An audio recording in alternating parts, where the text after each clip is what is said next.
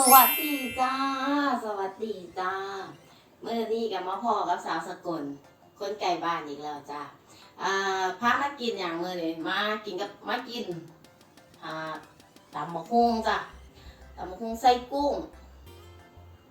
บอกหัวออกแต่เมื่อนี้กุ้งมันตัวน้อย มาทักทายกับตำกุ้งสดจ้าตำมะฮุ่งกุ้งสดจ้ะมีไข่2 หน่วยไข่ตาหวานไข่ยางตุ่มจ้ะไอผักกะซิมี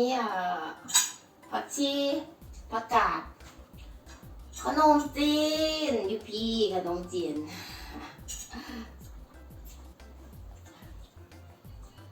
เดี๋ยวมาเริ่มกินกันเลยนะจ๊ะมาเริ่มกินกันเลยซิมก่อน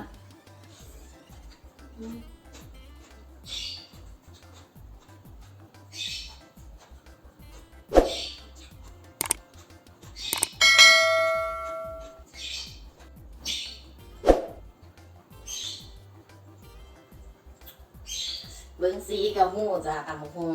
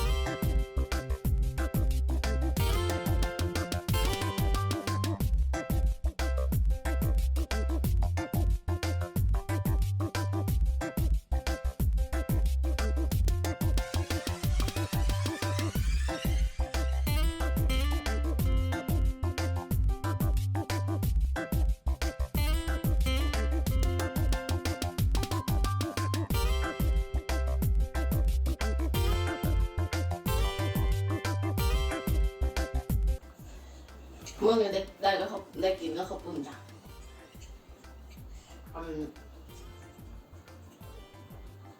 เส้นเหนียวนะแต่ว่าน้ำจีนเขาปุ่นเนี่ยไปซื้ออยู่ร้านไทยจ้ะมันซีนี้เป็นร้านไทยและของไทยทั้งหมดเลยจ้ะเป็นคนไทยขายถ้าจักมือถ้าไปแล้วสิทายสิได้ต้องขอเขาก่อนบุ้งว่าเขาจะให้ทายป่ะแต่ว่าสิลองขอเป็นเบอร์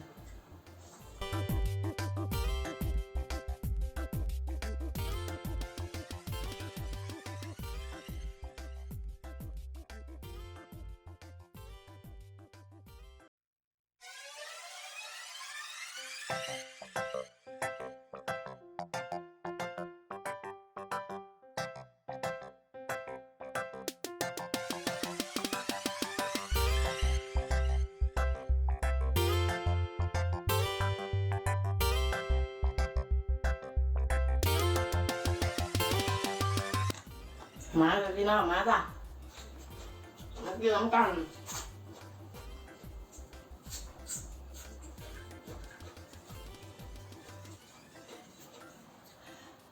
เพิ่งเฮ็ดคลิปใหม่นะจ้ะถ้ามีอะไรที่ว่าอย่างผิดไปหรือว่าบ่มักอะไรก็ตีได้นะจ้ะคอมเมนต์บอกได้นะจ้ะ ถ้าเฮ็ดได้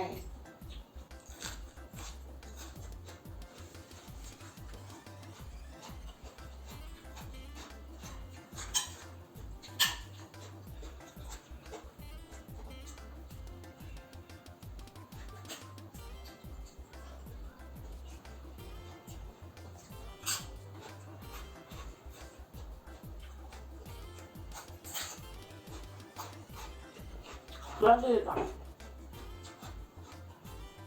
กรอบ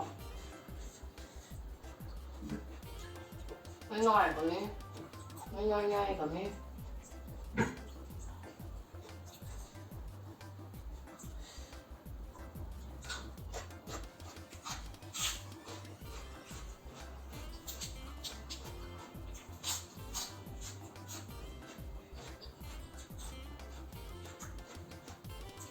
เดือดปากแดงแล้วจ้ะ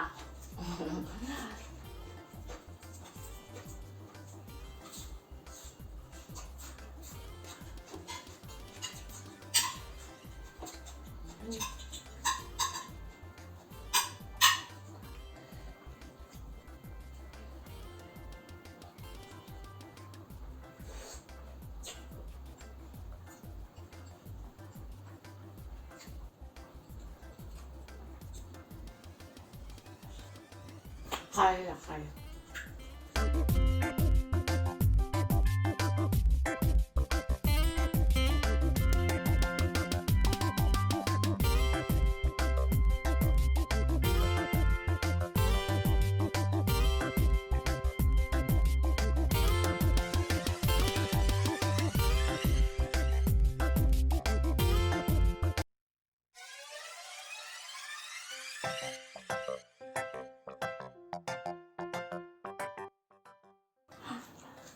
มาแล้วมากินน้ำกัน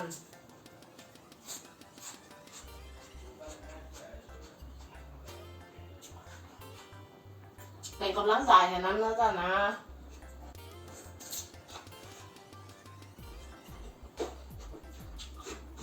โอเคเดี๋ยวส่งถ่ายนะ